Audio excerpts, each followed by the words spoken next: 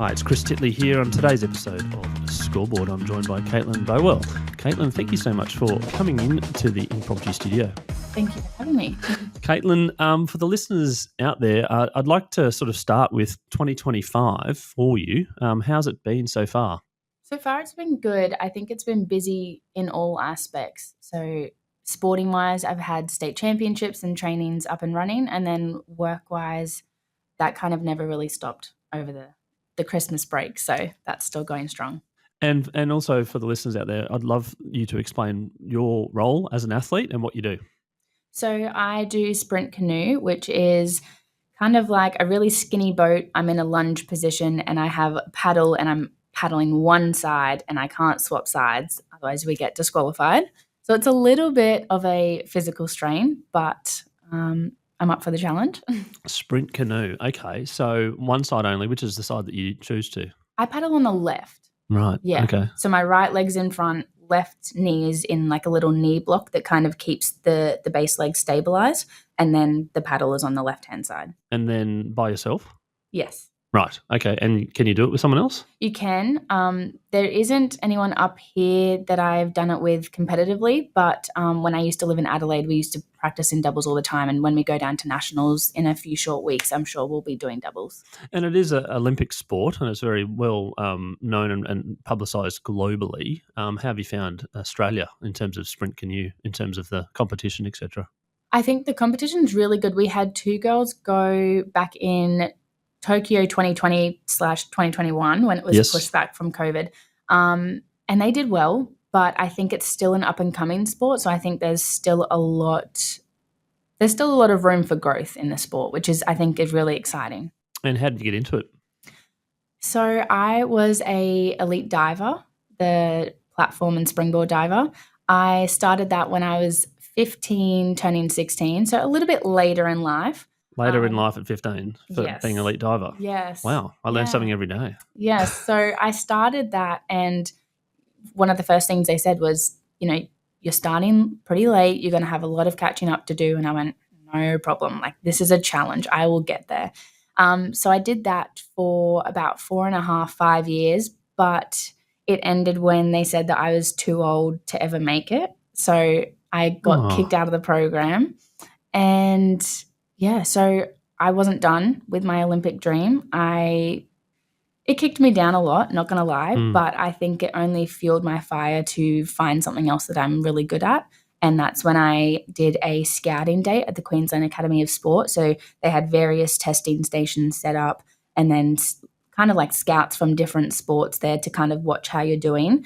And from that, I had a couple of sports approach me, but I chose to go with kayaking and canoeing.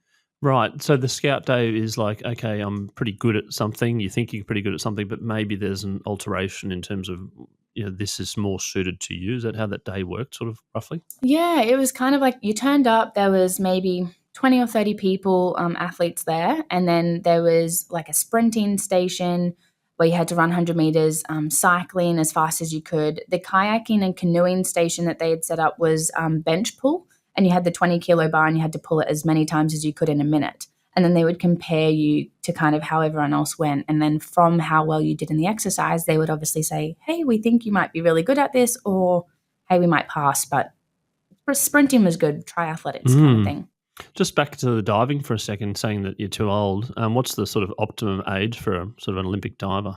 Listen, I'm still asking myself that because I've seen 30-year-olds and higher compete. I mean, even in gymnastics, there's an international lady that competes and she's a grandma at, 40 or 50. So I don't know what they were looking for. I think maybe he had a specific age in mind that he thought maybe women would perform better at that. But I think that I can perform my best if I put my mind to it. And if I put the effort into training, I can perform my best at any age. Yeah. Do you miss diving? I do. I think I was really good at it. I think for the short amount of time that I did it, I really proved myself. And looking back, I think one thing that I get stuck on is, so I still volunteer judge diving. I'm a level 5, so second highest judge. So one away from being international. And I also coach. So I've been a coach for 10 years. I think So being so involved in the sport even today was quite a struggle after such a heartbreak ending to it. But I think looking back now, I'm like, I think I would have done really well at this comp. Or, looking back at my old dives, I'm like, man, I think I would have got it. And so I think that's a little bit hard for me to process. But you still got the connection.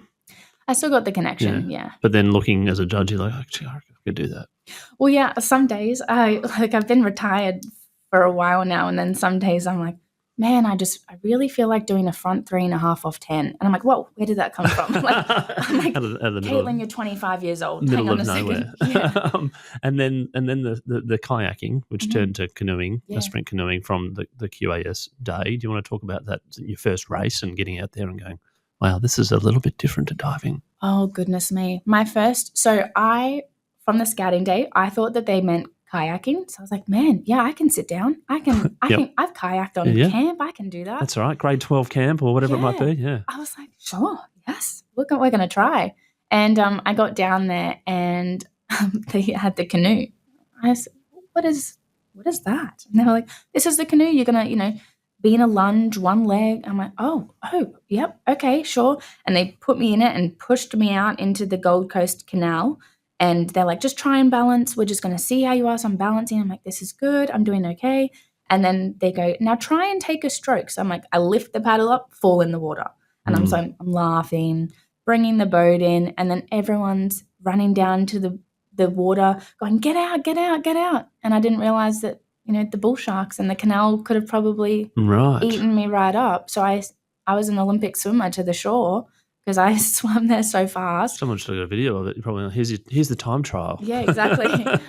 But from that, I think I just thought this is a really good physical and mental challenge for me, and I'm never one to turn down a challenge. So I just kept working at it. First many months I was just doing circles because obviously with the one-sided paddle, you're basically pushing yourself in a circle. So you have to learn the specific technique of the stroke, like a J stroke, so that you're pushing the back of the boat to straighten. And then my first competition, I only had one goal, and it was just to get from point A to point B without falling in. And I think from memory, I did it. And then on one of the races, I tried to push myself a little bit faster because Kenny Wallace, one of the Olympic kayakers, said, just go really fast off the start line. And paddled too fast and fell in within the first 5 meters. But that's okay. I still hit my goal of, getting from point A to point B, which is all I could have asked for. You sound like you're very competitive. Oh, extremely competitive. Where's that come from? I wish I knew. I think I've been involved in sport all my life. From a young toddler, I was doing dancing, and then it was soccer. And then, throughout school, I would try and be involved in as many sports as I could. But elite-wise, I've been kind of at that elite level since I was 11, 12, from gymnastics to diving to obviously sprint canoeing. So I think it's just been in me for so long that I don't know any different. Yeah, we've interviewed a number of athletes that love the team sport, but then also love the individual side of things. What's your take on that? I think I love both, but I think I would be mentally kind of thinking if I did something wrong, I wouldn't want to let other people down. Whereas if it was an individual sport and I let myself down, I'm like, okay, you did that because of this. Okay, what are we going to work on next time? Whereas as a team, there's so many variables that can obviously come into play for winning. But I do really love team sports, but I think I haven't done them in so long. I think I'm just... And the competitive is like, it's on me. Everything's on me. Exactly, and I have to be accountable for it. Whereas, diving, I did do synchronized diving, and I did really like that. So I competed at the Com Games trials prior to the Gold Coast comp, and that was really cool. But again, you've got two people there, and even though you might perform really well and do a great dive, there's always room for error. So I think I would just like to have myself accountable, and I like the individual aspect of it because it's just me, and I control if I do well, and I control if I don't put the effort in, then I'm not going to be competing how I want it to compete. So that's on me.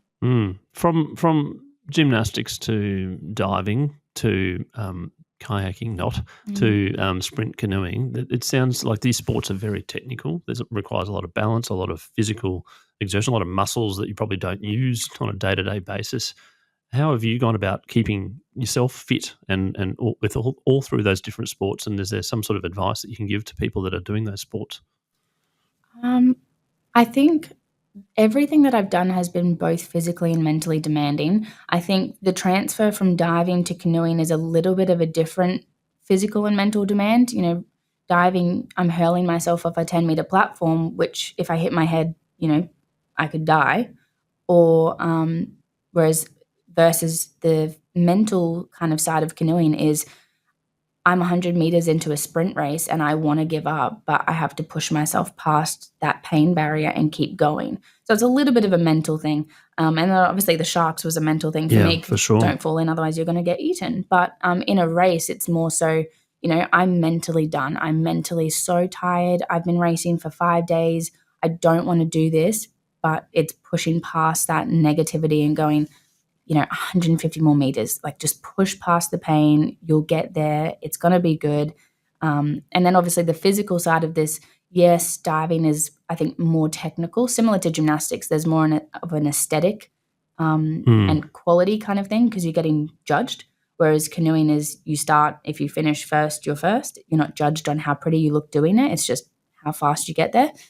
But physical wise, I think having to be in a lunge position for so long and lopsided, I think in the gym I try and do, rather than one-sided things, I try and balance it out and just work out as per normal so that I'm evenly balanced and not walking around with a limp or a hunch from just doing one-sided things. But I like variety. I like changing it up. I don't like when you get stuck in a routine and doing something, turning up, you feel stagnant and bored. I like to keep things exciting, so I do running, gym work, and then canoeing on the side obviously is the water aspect of things. But yeah, mainly just keeping it nice and mixed up with the land training. Yeah, I was going to say the sort of the week in the life of leading up to a race of sprint canoeing. Do you want to give the listeners a bit of an insight into your preparation and your training routine? Mine's probably a little bit different only because I work as a pediatric nurse, so 12.5-hour shifts don't really give me too much of a window before or after a shift because, I'm starting at 6:45 a.m. and I don't finish until 7:15 p.m.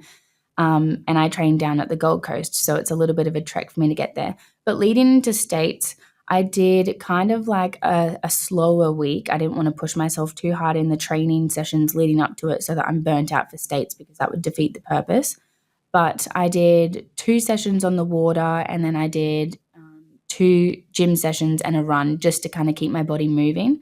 And then on race day, I just turn up a bit earlier, go for a light paddle just to get a feel, make sure everything's feeling good, check my knee block placement, make sure I'm feeling okay, there's no niggles, and then go from there. But I try and warm up as best that I can on the race day, not just get on, right before the race and then, a muscle's then torn. Yeah. And how did you go at States?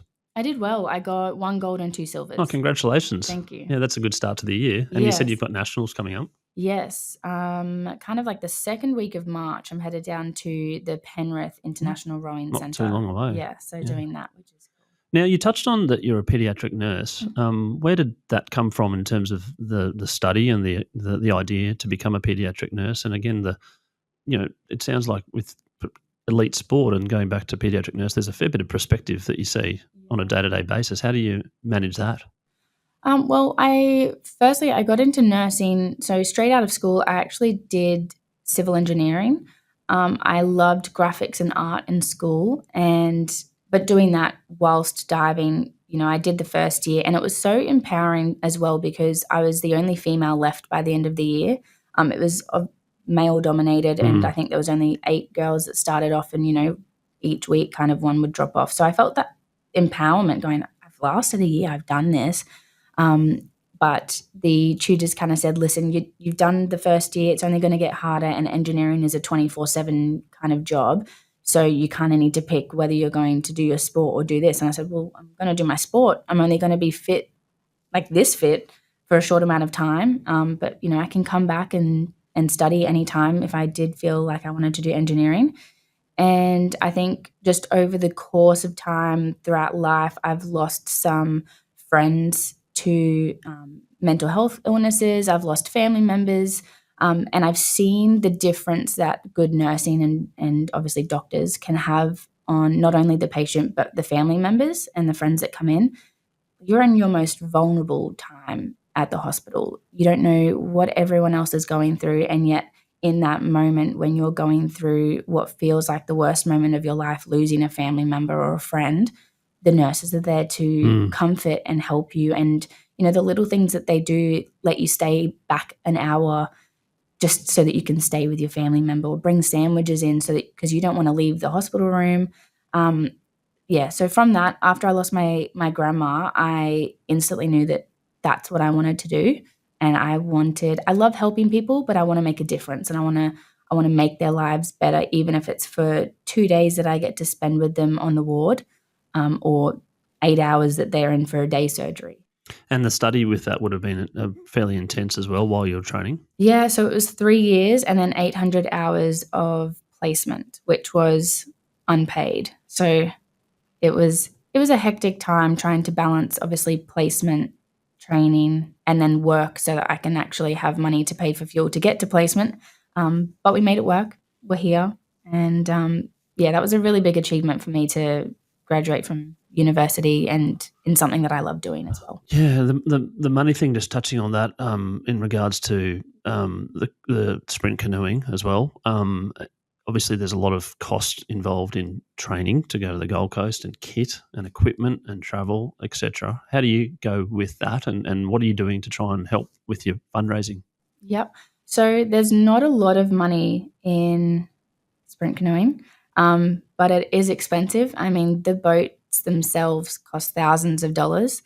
And I think I've been struggling with it recently, only because late last year, my family and I, we lost our house and belongings. So with that came not only the cost to try and cover for, states and nationals coming up, but having to replace all of my activewear and my knee block, because obviously all of that got thrown out. So the replacement of things really sent me back. But I was really fortunate enough to be a part of the Aussie Athlete Fund last year, which was Nat Cook, one of the Olympians. She basically got 100 athletes across Australia and said, I know how hard it is to support yourself in sport. She's done it. And she's gone, I'm going to give you, basically, I call it the toolkit. So she's not giving us money. She's giving us the knowledge and education that we need in order to put ourselves out there, gain the confidence, and basically showing us how to network with individuals and businesses so that we can then get donations from them. So from that, I did well. I created some fundraising days through diving and got some donations just by emailing and ringing every single business that I found on Google. And then from that, I was fortunately selected for the Elevate program, which was cutting down the number to 20 athletes. And so there's been obviously 20 of us for the last, I think, since December. And we've been given more education, more tools to add to our toolkit, and I've raised $5,000 so far. So it's been good, but I think I'm not going to stop just when the program stops. I'm going to keep going until I get to where I want to go. That's fabulous. How can people help and support you? I have a sports foundation page. So on my socials, I have a link. And then if you see me in person, I have a QR code. But and I'm in the process of doing business cards as well, because I have a couple of events coming up where I'm just going to be hounding the businessmen and women to scan my QR code and see if they can help out in any way. But I think what's great about it is when telling people about it, you can tell them that it's tax deductible, and then people are more inclined to do it. So maybe you go in June, just before the end of the financial year, and just door knocking. Maybe have a QR on your T-shirt or something. Yeah? I do have a T-shirt actually. One of the companies that you're one step ahead. Yeah, one of the companies that work with Aussie Athlete Fund, Fanwear, they contacted me, and they're creating T-shirts for all the athletes to try and obviously help fundraising, because for each T-shirt payment that comes through, a little bit goes back to the athlete so that they can put it into their donation. Excellent. Okay, that's a good idea as well. Yeah. Leading up to the Olympic Games in 3 years away, your aspirations, your dream, have you always wanted to be in the Olympics? Has there been a Caitlyn dream from a young age?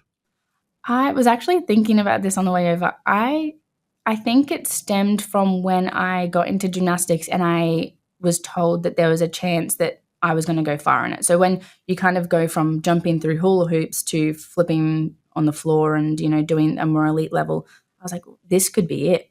This is my chance. This is my shot. I saw the gymnast. I'm like, I want to do that. I want to get the Olympic rings tattooed on me. I want a medal. I want a podium. I want to wear green and gold. So that's always been in my mind. And I think after the setback of the previous sport, I think it kind of just made that fire grow just more because I was like, I'm not done. And I'm not just going to walk away and that's it, dust my hands. I'm like, what can I do? How am I going to get there? Whether it's playing badminton or like what sport am I going to do because I need to get to the Olympics. So it's definitely been a long-term goal. Yeah, Caitlyn, you sound very confident and you sound very resilient as well. There's been a lot of resilience that you sort of mentioned around your family as well, and obviously the job that you see. Can you talk about that trait and a personality trait for you and how you've used resilience in your life? Goodness. I think I struggled with it for a while. I went through a couple of things in diving that I'll briefly touch on, but bullying, sexual harassment, toxic environment. And I think that the person that I was when I started diving, I would love to be able to get back to that person. But I think it's taken me a couple years to rebuild myself, which is okay. Like I went through a lot. But I feel like my resilience from that has helped me just not be a shell of a person. I think I've gone, you know what? I am really good and I am good at this and I have talent and I am smart, and not letting all that negativity and what the people say set in to be true. But I think my parents really had a huge impact on me, just telling me, that's okay, you fell down, get back up. That's all right. You're not done. They've always been really supportive and encouraging in whatever I do, whatever aspect, whatever pillar of life I'm focusing on. They've always been extremely encouraging. And still to this day, they're just my biggest support team. Yeah, the support crew and your friends and family. You saying you're openly about your Olympic dream and saying what you're doing in the competitions, and how much does it mean when you compete in the States and you get a gold or a silver and you get these text messages or Instagram messages from your friends and family? Yeah, it feels really good. I wasn't expecting my mum and dad to come to States. I hadn't really told many people about it just because, it was kind of my first competition of the year, and then my first competition back in a while after I had hand surgery. So I was a little bit nervous, and I was like, we won't think of it as a big deal. We're just going to go in, set a goal, get to the finish, stay upright. The night before, my mum and dad said, oh, so what time is it tomorrow? And I just kind of got a bit emotional because I'm like, wow, they're still wanting to come down and support me, and I wasn't expecting it. So the love and support I get from them is just out of this world. It's so lovely because I know not a lot of people get that. So yeah, and then the friends that send you messages, etc. And how does that impact you? They were a bit mad at me that I didn't invite them down, but they're like, supportive. Say what now? I just saw that photo. Yeah, they were like, Caitlyn, you didn't tell us that you were competing. I'm like, I'm so sorry, but next time. But no, they're gorgeous, and they're girls that I used to compete with and train with in diving. So a lasting relationship that's come out of that, which has been so amazing. But yeah, they're so supportive, and we have a little girls chat, and we're always hyping each other up, whatever we're doing, whether it's work-wise or sport-wise. Back in my day, when you competed at events, you'd probably get a little result tab in the Courier Mail about 7 pages deep in the sporting section to say how you've done in particular events, or maybe even not at all. But now we've got social media. We've got things that you can tell people about. How have you used that as a tool to kind of be a little bit more open and transparent about your journey and what you're doing, and Caitlyn off the water as well? Yeah, that's a great question, actually. I was talking about this to some of the other athletes last week, and I was saying that I love being open and honest on socials and not just showing like the highlights reel. So you see quite a few of the influencers or social media users today, they only show the good side. Yet we know that there's going to be ups and downs. That's part of life. Yeah, no one can actually win and compete forever at the top forever. Exactly. And anything, there's got to be injuries and losses and etc. Yeah. And so I think what I wanted to show, because, that might be all well and good. Someone's scrolling through going, man, that looks awesome. Oh, great. Liking it, saving it, commenting. But I want to be the person that's like, I fell in a race, completely stuffed it up. But you know what? I came back the next comp and I got in and I got a PB, or, not feeling up to it. I'm feeling really slow. I feel really unmotivated. I don't want to do this, but you know what? I'm going to get up and go for a walk. So showing that kind of flip side of, when you are feeling burnt out, or when it's leading to that way, or you're feeling sick or low, or you just feel like you just want to lay in bed or just watch Netflix all day and do nothing, showing that is normal and it's okay to feel like that, but what can you do to still make it productive, or what can you do to make you feel better, whether it's, putting music on and dancing stupidly in the lounge room to get those emotions back, or, sitting down and listening to relaxing music while you're coloring in, if that's going to help you get the craziness of your mind back to a level that you're happy with. But I think it's not touched on as much as I would like to see in social media today, but just showing the flip side that not everything is as it seems, and it's not an easy pathway for people. It is hard, and you have to work tirelessly for years, and it still might not come. And that's the reality of it. I could be doing this, and I was saying that to the athletes, what if what if we're doing this and we're telling people this goal and we're putting in the effort, and you get to the comp and it doesn't happen? And, that's okay. Those people that you've now had on your social media following, they've been with you on this journey. They've been with you through the ups and the downs and the days where you didn't want to train, but the days where you went out and you trained 3 sessions and different things. They've been with you. They're supporting you, not for your sport. That's just, like you said, a pillar of something that you are. You have multiple different aspects to you. And I think that's something that I'm slowly acknowledging, that it's okay if I fail, but I'm going to get back up and I'm going to try again. And I think my social media following know that about me. Definitely my friends and family know that I'm not one to give up. And yeah, just touching on that with the goals and the goal setting and the big, hairy, audacious goal of the Olympics, and then sort of breaking that down into states where you won and you got a second as well. Is that right? Gold and silver. How do you think about goals and sort of, I suppose, breaking it down into, is it 6 months, 3 months, next race, etc.? Because it's an interesting topic. The other athletes that I've chatted to around, and one yesterday who plays AFL, who's like, yes, the goal is to win a premiership, but we don't really talk about it that much because we don't make the finals. We don't play finals. We don't win the final. So, but if we don't win this week, we won't make the finals. So it's back to now. How do you think about it? I think that there's that, like what you said, there's a huge thing of the Olympics is the end goal. That's where I want to get to. But like you said, that's just at the finish line. There's so many different little races prior to that. There's states, and then nationals, and then Grand Prix, and then, making international competitions. And like what you said, if I don't hit the time at nationals or at a Grand Prix, I'm not going to qualify. So then I'm back to square one, and I've got to wait another year or wait until another competition pops up where I can hit that. So I think it's just staying present, staying in the moment, only looking a few steps ahead to, what is next on the horizon. Obviously, the Olympics is there. It's weighing in the background. It's, the 5 rings that are sitting there going, come on. But, there's a million other things I need to get done before I'm even close to getting that. And I think when you take a step back and look at that, it can be really overwhelming, but staying in that present moment of going, okay, what are my next 2 goals? Okay, yep, ticked them off. Okay, what's next? And just taking it one step at a time, because if you look at the big picture, it can be quite overwhelming and kind of scare you into not even trying. And I think also touching on the social media thing about, yes, I want to go to the Olympics. And then if you don't make the Olympics, it's like this sense of people, she didn't make the Olympics, it's a bit of failure. Mm. Whereas I suppose if you do everything you possibly can and give everything your PB and you don't make it, then that's the person that people have been following, right? Yeah. Just on the PB thing versus results as well, like I've chatted to a couple of Olympians, and Bronte Barrett was one where she said she came 5th and she did a PB, and it was the best thing because she hadn't done a PB for so long, and it was just the best moment ever. But she got 5th. People go, 5th, sort of a half eye roll, go, that's not so good. How do you see your PB and giving everything and sort of letting the race be, and whatever happens, happens?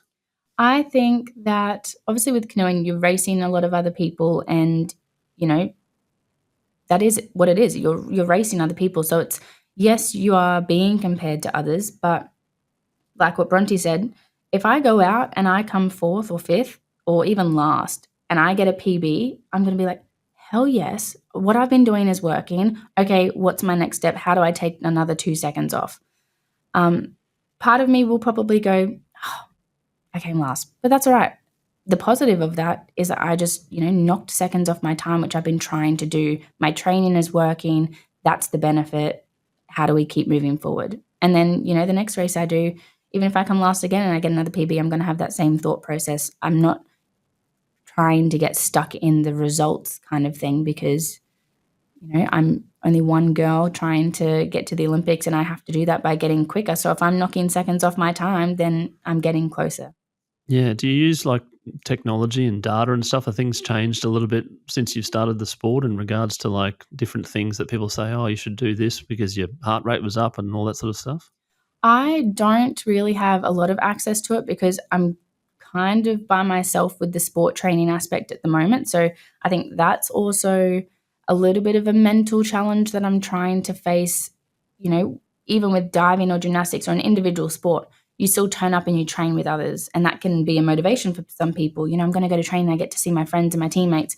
But when I'm doing shift work and my training sessions don't really align with anyone else on the water, I've got to turn up for me and I'm the only one out there. That can be a little bit daunting because you're like, oh, it's an hour and a half drive, an hour and a half back. Yep. But yeah, so there is that, but that's okay. Do you get lonely sometimes? On the water? Yeah.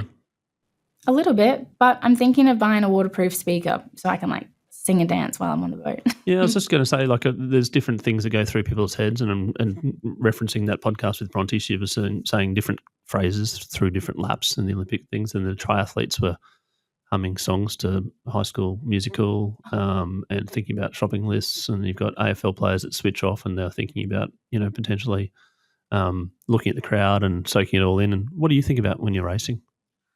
I definitely don't look at the crowd because I would definitely fall in. And that's no good because there could be some sharks. Yep. And I can't get back in my boat, so I'm disqualified. Yes. But I think I zone out quite well externally, so crowd, and if there's, a noise or a bang, I probably wouldn't hear it. But I am focused on, the people either side of me because their wash, the water coming off the back of their boat can affect my race. So I'm looking for, any threat that's kind of coming my way, where I need to go. If I've got water coming this way, is there a path that I can take so I'm not going to feel the big ripple of it?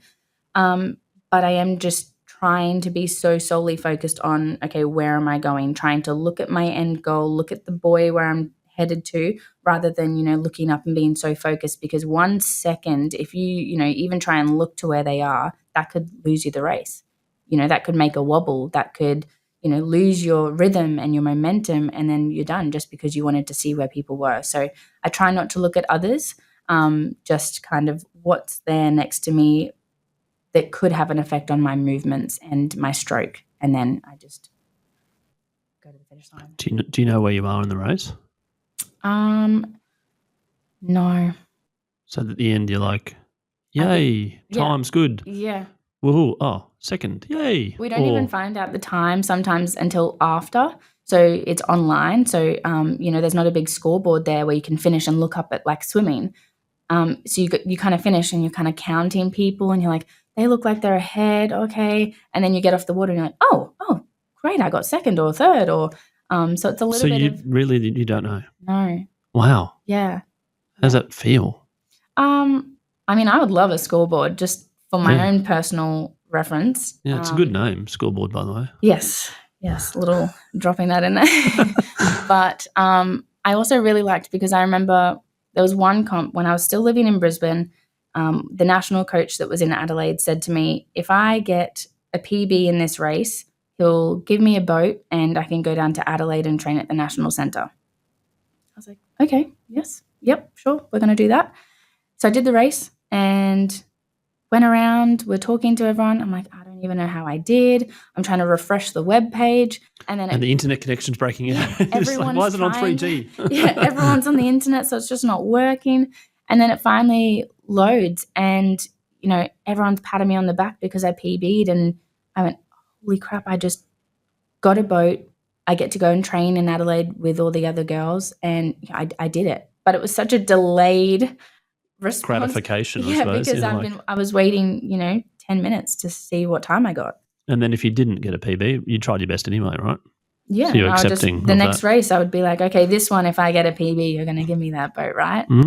So between a pediatric nurse and competition and training, is there much downtime? And if there is, what do you kind of think of? What do you do? Do you listen to podcasts? Do you watch a bit of Netflix? What goes on with Caitlyn?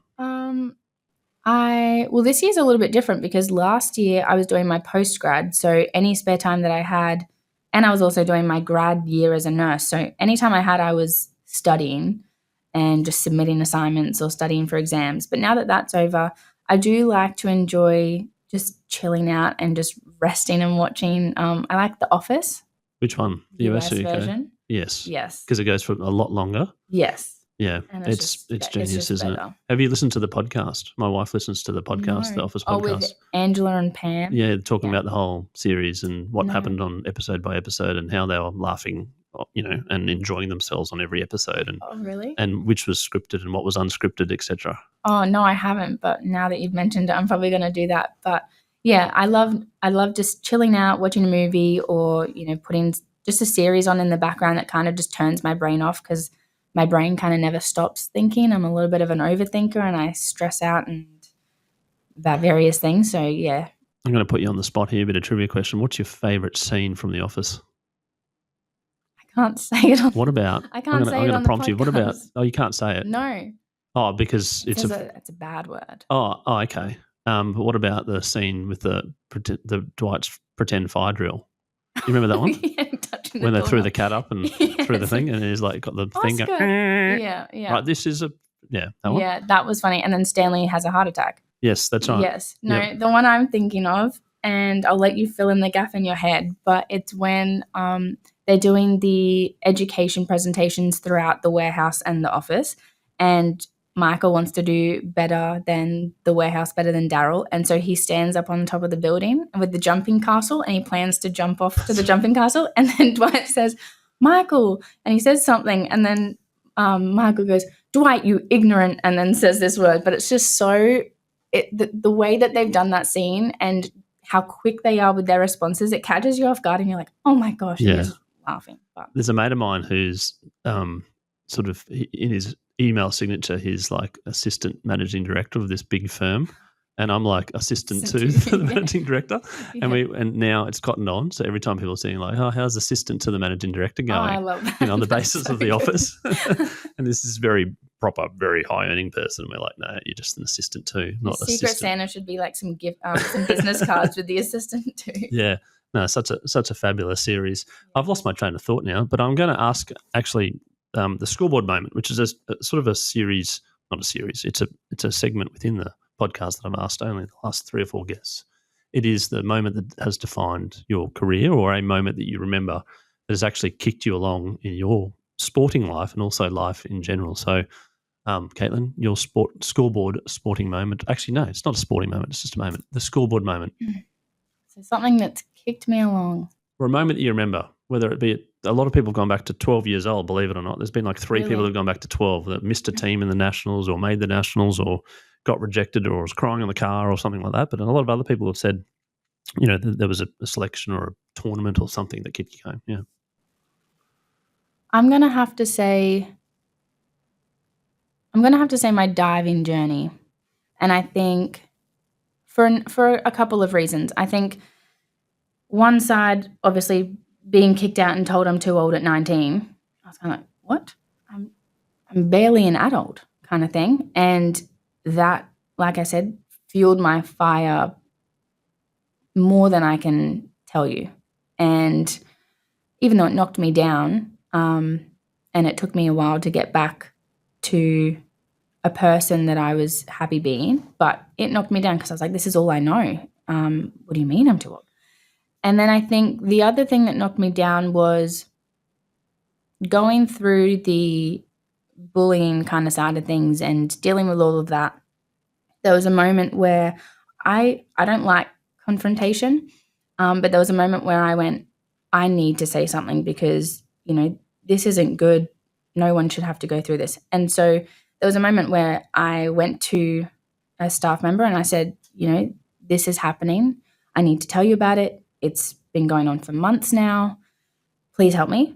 And the response that I got was not great. And they basically said, he's a somebody, you are a nobody. When you become a somebody, we can do something about it. And that was a moment that I went, okay, first, I just need to be quiet because nothing's going to be done about it. And I kick myself now because I really wish that I had, taken it further or stood up for myself, because that's now the person that I am. And I'm like, I feel so bad for that younger version of Caitlyn for having to go through all of that, because I wasn't the only one going through, toxic environment or bullying. I believe that there's a lot of people going through that. And to have the confidence and just the ability to be like, hey, no, that's not okay. We are going to do something about it, because I think there needs to be more talks about that today. Yeah, you mentioned the word empowerment. It sounds like you've been empowered by that particular moment, and that there's no room for any of that anymore. The advice that you'd give to younger girls and boys playing sport that may have a situation like that? I think do not bottle and keep it in, because trust me from experience, it just makes things a whole lot worse, especially from an elite sport level. You're training with, I was training with these people more than I saw my family each week. So, if that's toxic environment, that's a really tough place to be in. Whether it's social sport, school sport, elite sport, I think communication is key. You need to tell someone, whether it's mum, dad, carer, grandma, whoever it is, whoever's looking after you, tell them. And then find someone that you trust within the organization, whether it's like a mental health staff member or a psychologist or, a manager or assistant to the manager, whoever it is. Find someone and just tell them, because it's better to be out and open and tell them what's going on rather than, spend 2 years going through absolute hell and it then diminishes your own mental and physical health. That's some great advice out there, and obviously reach out to a trusted source as well. Speaking of advice, some advice for young kids playing sport. You've played multiple different sports. You've competed at the highest level of different sports as well, and you've pivoted to different sports. And now you're going for gold in 28 at the Olympics. There's obviously parents as well that can kick along the progress of kids' sport and help them and encourage them, but there's also parents that maybe are a little bit over enthusiastic and maybe put a bit more pressure on their kids. What's some advice that you give, firstly maybe to the kids and secondly to the parents out there? I think it's really important, kind of ties back to the last thing, communication is key. So I coach diving, and when a kid comes in, I say, what are you wanting to get from this? Are you wanting to be competitive? Are you wanting to do this? Or are you just wanting to have some fun? If they tell me fun, I'm like, fantastic. We put you in a little, the group with kids that are varying in age but more closely to you. And then we can kind of progress you along at a little bit of a slower rate. Or, if you want to try a front flip one day, we do a front flip. But then the flip side, if someone tells me that they are wanting to compete, they want me to push them, they want me to teach them the dives, they want to do this, I'm like, fantastic, writing the program, you're both on the same page. Most of the time the parents are on the same page as well, or the carers, they're saying, yep, we're wanting the more competitive side, we're wanting to get into the squad. And I'm like, okay, great. I think what kind of gets broken down in the communication there, and I have noticed this working with young kids, is obviously as a parent, when a kid comes home and tells you something, you're going to believe them. But I think that there should be a bridge to meeting with the parent, the kid, and the coach so that everyone's on the same page, because kids tell some fibs sometimes. Sure do. I mean, adults tell fibs sometimes too. But, what I've struggled with is, a kid going home and like, this person was mean, or I didn't get to do this. Or I'm like, actually, know what? They weren't listening and I had to sit them out 3 times. Or it was a safety issue and I had to use my stern voice and I had to tell them 1, 2, and 3 because of, X, Y, Z. And that's why they're in a bit of an upset mood. And just communicating so that everyone's on the same level, I think will help the parents understand, okay, yep, your goal's here, but we're going to break it down step by step. In order to get to nationals, they have to, turn up to training 4 times a week. They have to put in the effort. They have to bring their shoes and their equipment each time. Otherwise, they're not going to be able to put in the work. But yeah, so I think parents having an understanding of how you're going to get their kid to the goal that the kid's wanting, and, if the parent's wanting it too, you have an open communication line of, this is how I plan on doing it. Everyone's working hard to get them there, and we need to have an open communication line for it to work best. That's a fascinating view on that in terms of communication between coach, player and parent.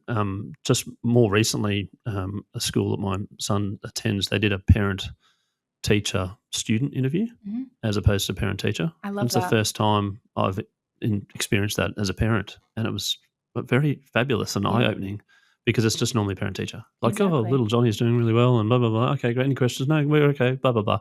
And it doesn't really attack, but having the student there just changed the dynamic. It's like, if there was a problem, there's a three-way communication with that. Or like, just, forgot this or do that, whatever.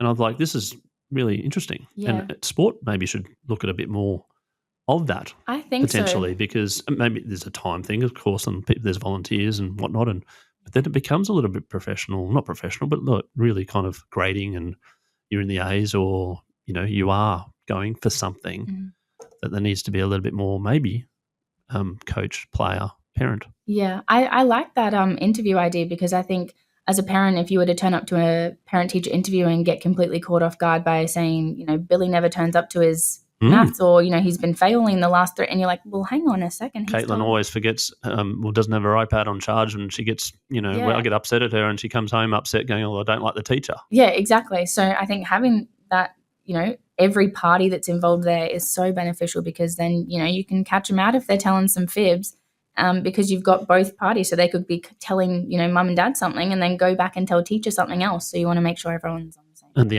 underlying problem gets solved pretty quickly, as opposed to a domino compounding effect of like hatred, of like, I just really hate this teacher. Yeah. They always pick on me. Like, well, maybe if you brought your thing in and did this one thing, they wouldn't pick on you to be a good teacher, and the whole thing changes. Yes. We need to implement this. This is that's right.